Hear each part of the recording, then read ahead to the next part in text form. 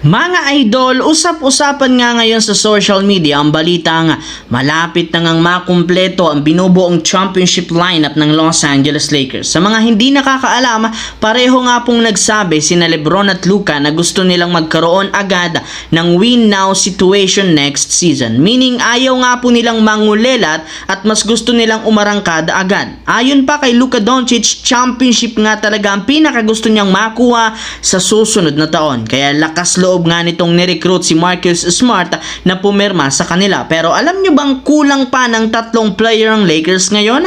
Well, mismong si Shams Charania na ang nagsabi hindi pa tapos ang Lakers sa paggawa ng move. Handa pa rin naman si Rob Pelinka gumawa ng trade o kumuha ng player sa buyout market na siguradong makakatulong sa kanila, at isa si Nikola Vucevic sa mga big man na nasa listahan nito para makabuo ng 3 sentro na kukumpleto sa kanilang roster. Jackson Hayes, DeAndre Ayton, plus Nikola Vucevic. Anong masasabi nyo dito mga idol?